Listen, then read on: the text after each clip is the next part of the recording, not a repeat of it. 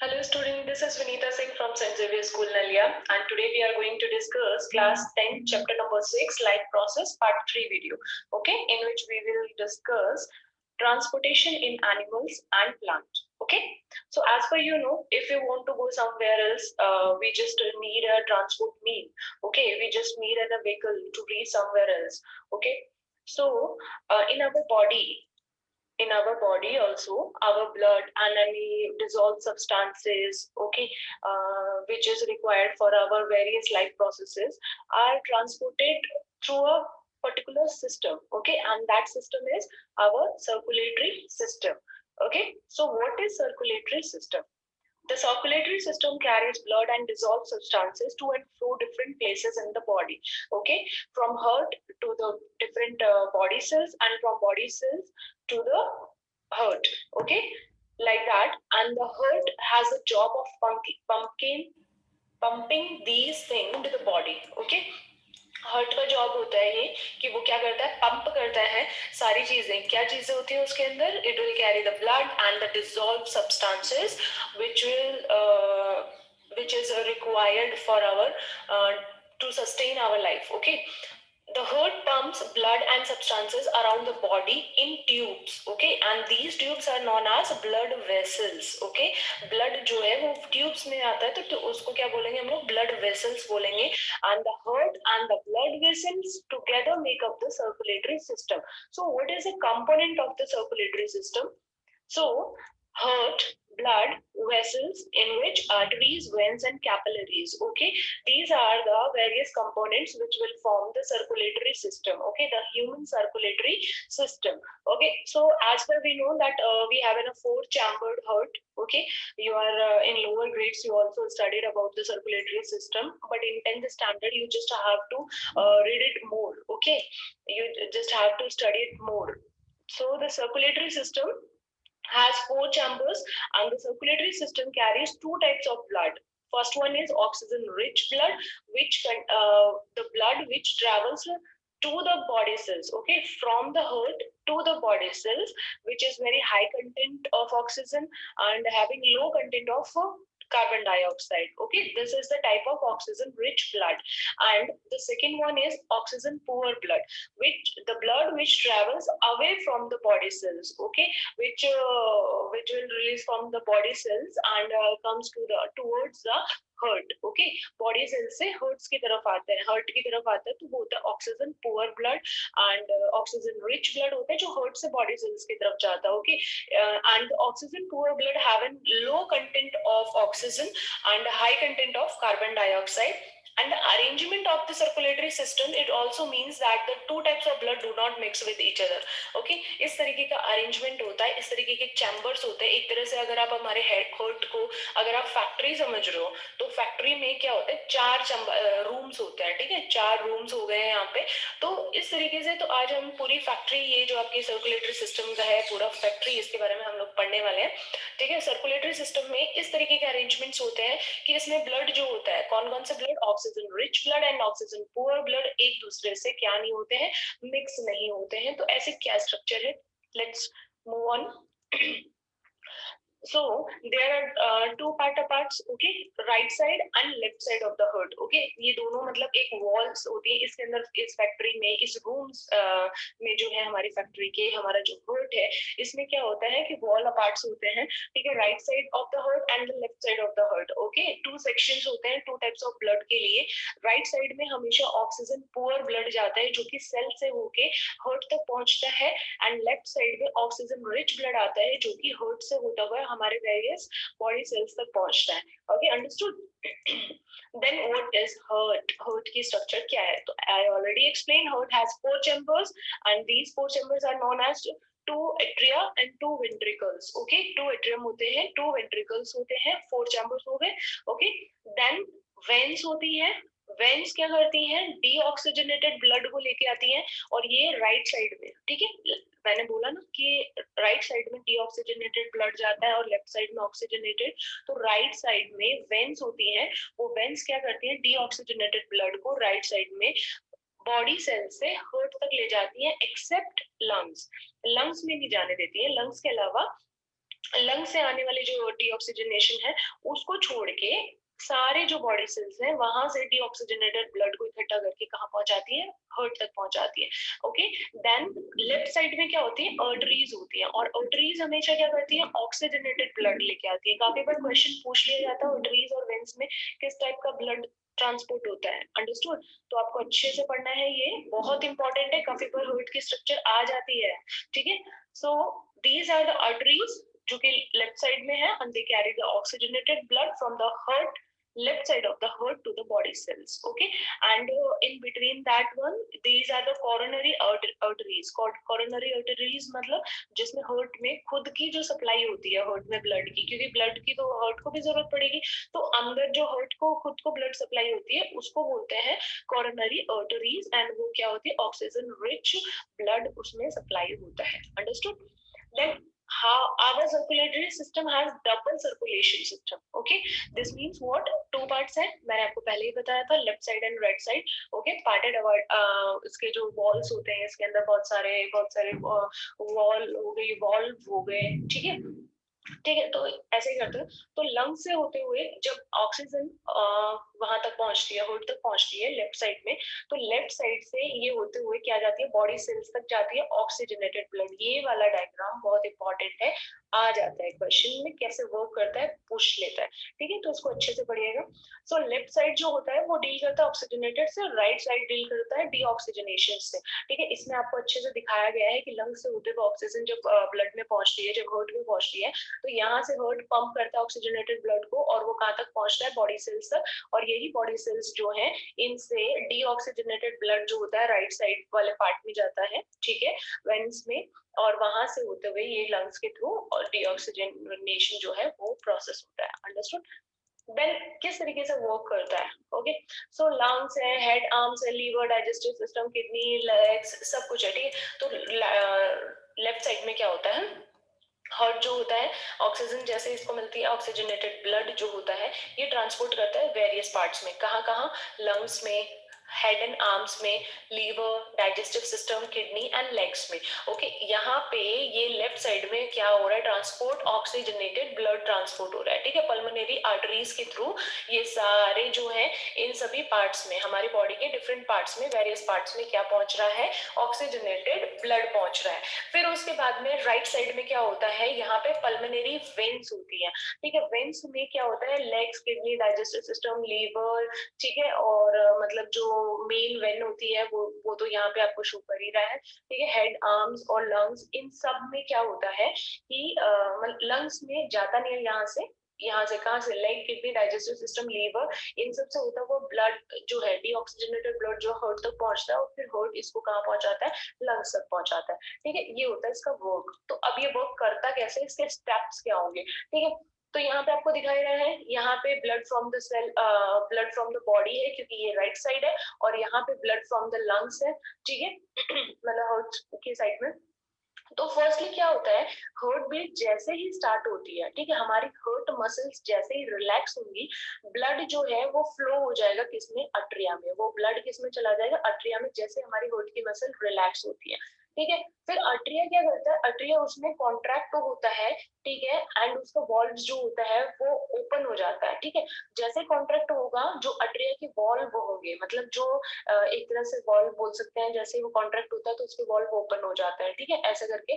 तो वो जो वॉल्व होते हैं, वो जैसे कॉन्ट्रैक्ट होगा वॉल्व ओपन होगा, और ये ब्लड जो है जो हार्ट से अट्रिया ने लिया है, ये ब्लड कहाँ ट्रांसपोर्ट हो जाता है, वेंट्रिकल्स में, ठीक है। वेंट्रिकल्स में जाने के बाद में ये वॉल्व क्या करते हैं, मतलब वेंट्रिकल्स के अंदर जो वॉल्व्स होते हैं, यही अट्रिया और वेंट्रिकल के बीच में जो वॉल्व्स थे, ये वॉल्व जो है ये क्लोज हो जाते हैं, ताकि ये ब्लड जो है, जो वेंट्रिकल कॉन्ट्रैक्ट हो, तो ये ब्लड जो है वो वापस अट्रिया में ना जाए, तो इसीलिए वो वॉल्व क्लोज हो जाता है। और क्लोज होने के बाद में यहाँ पे मतलब ये वेंट्रिकल जो है ये सारे उसको कॉन्ट्रैक्ट करेगा, कॉन्ट्रैक्ट करने के बाद में सारे ब्लड को फोर्स के साथ में क्या कर देगा, हार्ट से निकाल के, और वहीं पे कहा मतलब डिफरेंट बॉडी पार्ट्स में, डिफरेंट बॉडी सेल्स तक पहुंचाने का काम करता है वेंट्रिकल्स, ओके। और इसी टाइम पे जब वेंट्रिकल सारे बॉडी पार्ट्स तक, बॉडी सेल्स तक जब ये ऑक्सीजनेटेड ब्लड पहुंचा रहा होता है, उसी टाइम पे अट्रिया जो है वो दोबारा से रिलैक्स हो जाता है, बॉडी मसल्स जो है हर्ट मसल्स जो है वो फिर से रिलैक्स हो जाती है और आर्टरिया वहां से अगेन ब्लड को फिल कर लेता है। ठीक है, समझ में आ गया? 3 स्टेप्स में है। फर्स्टली क्या होता है, ब्लड जो है, ब्लड मसल्स रिलैक्स होती हैं और ब्लड किस में जाता है, अट्रिया में। फिर अट्रिया जो है वो कॉन्ट्रैक्ट होता है, अपने वॉल्स उसके ओपन हो जाते हैं और कॉन्ट्रैक्ट करने के बाद सारा ब्लड किस में चला जाता है, वेंट्रिकल्स में। वेंट्रिकल्स का काम होता है, तो वो क्या करते हैं, वॉल्व को तो स्टॉप कर देते हैं। ठीक है, वॉल्व को स्टॉप करके कॉन्ट्रैक्ट करके सारा बॉडी जो ब्लड होता है वो फोर्स के साथ कहाँ पहुंचा देते हैं, डिफरेंट वेरियस अपने बॉडी सेल्स तक पहुंचा देते हैं। ठीक है, ये साइकिल ऐसे रिपीट होती रहती है, हार्ट बीट, हार्ट मतलब पंप करता रहता है इसी तरीके से ब्लड को, यही काम होता है इसका हार्ट का। Okay, understood? Then blood from the heart get around the body through the blood vessels. Okay, अब एट्रिया हो गया, वेंट्रिकल हो गया, उसके बारे में पढ़ लिया। ठीक है, ये हमारे क्या हो गई, ये हमारी हो गई गैलरीज। ओके, छोटी छोटी गैलरीज हो गई हमारी फैक्ट्री की, अट्रिया और वेंट्रिकल्स। अब आता है blood vessels. Okay, blood vessels क्या होती है, 3 टाइप्स की होती है, artery, when and capillary. Okay, तो इनके स्ट्रक्चर देख लेते हैं। आर्टरी जो होती है ये क्या करता है, ब्लड को हार्ट से दूर ले जाता है। इट मींस क्या, ये क्या करता है, ऑक्सीजनेटेड ब्लड रखता है, इसके बाद ऑक्सीजनेटेड ब्लड होता है, हार्ट से ऑक्सीजनेटेड ब्लड को क्या करता है, हार्ट से कैरिड अवे करता है। ठीक है, इसमें क्या होता है, इसकी मसल्स बहुत थिक होती हैं और इलास्टिक फाइबर्स जो होता है वो बहुत ज्यादा थिक होता है। थिक इसलिए होता है ताकि जब ये कॉन्ट्रैक्ट हो, ठीक है, और इसमें क्योंकि हार्ट से जब ब्लड आता है, ऑक्सीजनेटेड प्योर ब्लड आता है, तो उस टाइम पे क्या होता है कि वो बहुत ज्यादा क्या होता है, फोर्स में होता है। तो उस टाइम पे वॉल्स जो है, इसके जो आर्टरी की जो वॉल्स है वो डैमेज ना हो, इसीलिए वो वॉल जो होते हैं बहुत ज्यादा थिक होती है। ठीक है, ये इलास्टिक फाइबर जो होता है ये आर्टरी को स्ट्रेच करने में हेल्प करता है जब बहुत ज्यादा प्रेशर होता है ब्लड का। Okay, and the thick muscles can contract to push the blood along. Okay, और यही thick muscles जो होती हैं आगे blood को बढ़ाती है contraction के दौरान।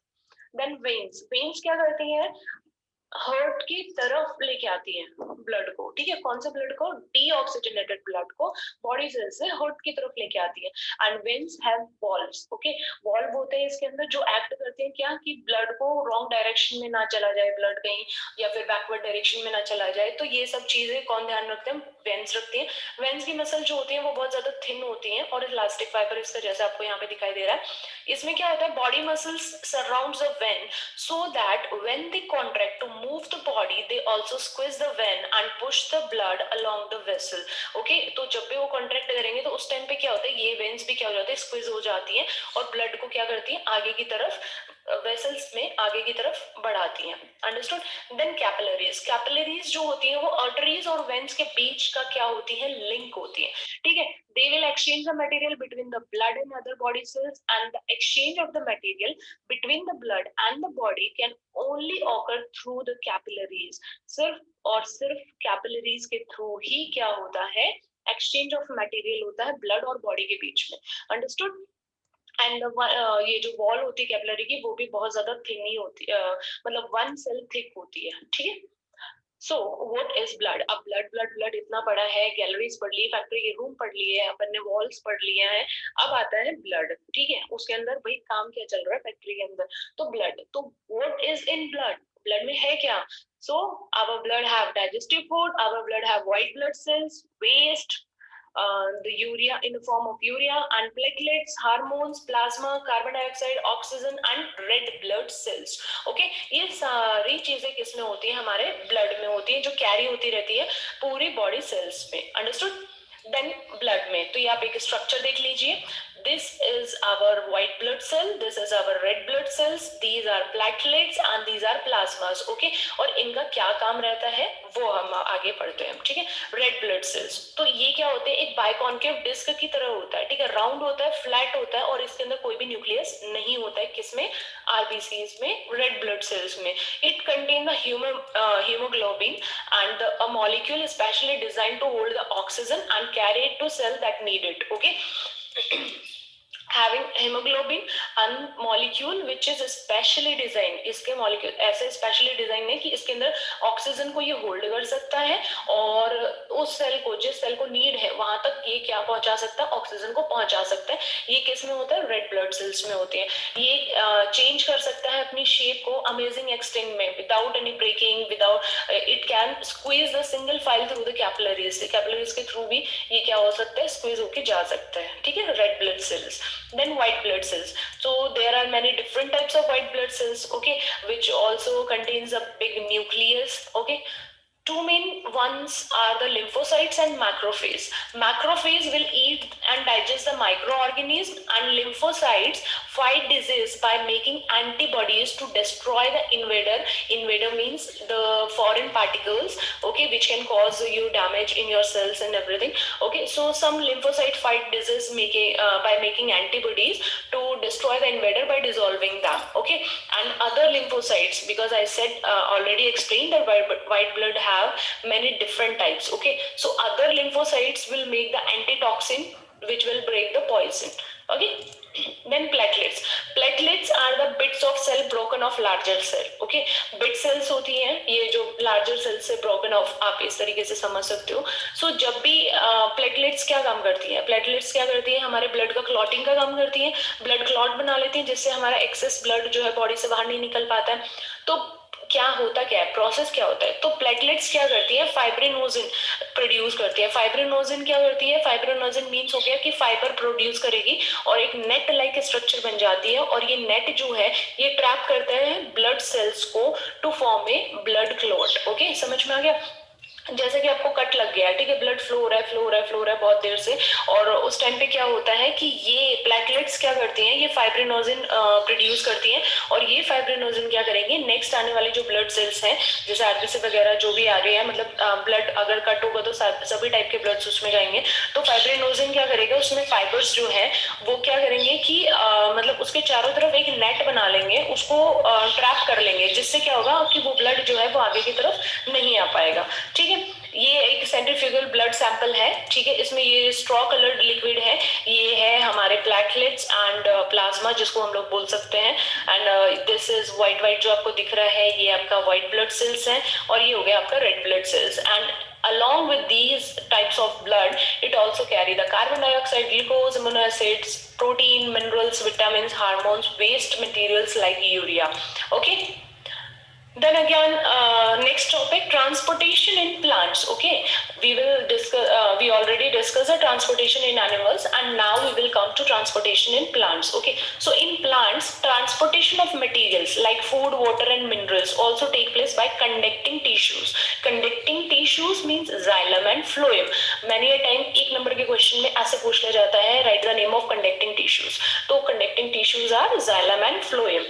xylem क्या करता है, ये water and मिनरल्स को रूट से प्लांट के सभी पार्ट्स तक ट्रांसपोर्ट करने को करता है. ठीक है, और इसके अंदर क्या होती है, जाइलम वेसल्स है.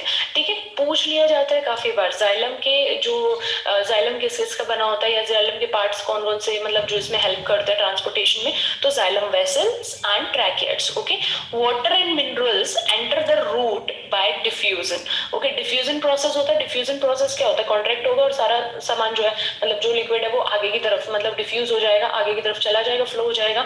सो then due to the transpiration the suction force help in the upward for movement of water as mineral. Okay, transpiration के प्रोसेस के दौरान भी क्या होता है कि इनका जो सक्शन पुल होता है, ठीक है, सक्शन पुल जो होता है मतलब इसको मतलब सारे वाटर को ऊपर की तरफ ऊपर फ्लो में लाने के लिए, तो वो बहुत ज्यादा हेल्पफुल होता है इस टाइम पे. ठीक है, तो यहाँ पे आपको दिख ही रहा है कि वाटर एब्जॉर्ब हो रहा है रूट से, फिर ट्रैवल कर रहा है प्लांट में, डिफरेंट पार्ट्स तक पहुंच रहा है, और लास्ट में ये क्या होता है, एवोपरेट हो जाता है लीफ सरफेस से, और एवोपरेट हो रहा है मतलब क्या हो रही है, वो प्रोसेस ट्रांसपिरेशन प्रोसेस हो रही है वहां पे. ठीक है, then phloem. What is phloem? So the transport of the food from the leaves to the other part of the plant, this process is called translocation. Okay, translocation, अच्छे से ये टर्म्स देखना, पूछ लिया जाता है काफी बार. This process is known as translocation, जब foods from the leaves to the other part, because आपको पता है कि लीव क्या करती है, खाना बनाने का काम करती है, किचन होता है प्लांट का, तो खाना बनाने का काम कौन करता है, लीव करती है, और तो लीव से डिफरेंट प्लांट पार्ट्स तक अगर सारा खाना पहुंच रहा है तो उस प्रोसेस को बोलते हैं translocation. And the phloem will consist of sieve tubes and companion cells. Xylem किसका था, xylem vessels and tracheids का, and phloem किसका है, sieve tubes and companion cells. पूछ लिया जाता है काफी बार 1 मार्क्स के क्वेश्चंस में. So food from the leaves is transferred to the xylem by the energy of ATP molecule, and due to the osmotic pressure water enters the phloem and helps in the transport of the food. Okay, osmotic pressure के कारण, osmotic pressure क्या होता है? Osmotic pressure मतलब फूल जाना, ठीक है। जैसे आपको मतलब जैसे किशमिश है, ठीक है, ऑस्मोसिस होता है, उसके अंदर आपने देखा है सूखी किशमिश को आप पानी में डालोगे तो उसके अंदर वाटर एंटर हो जाएगा, ऑस्मोसिस प्रोसेस दिखाएगा। तो ऑस्मोटिक प्रेशर के कारण वाटर जो है वो फ्लोएम के अंदर एंटर कर लेता है और उसकी वजह से क्या हो जाता है, ट्रांसपोर्टेशन ऑफ द फूड जो है वो क्या होता है, हेल्ड होता है। ओके, समझ में आ गया? Then that's all in your circulatory system. Not the chapter is not over. We will discuss the excretory system in our next class, and that's all for this session.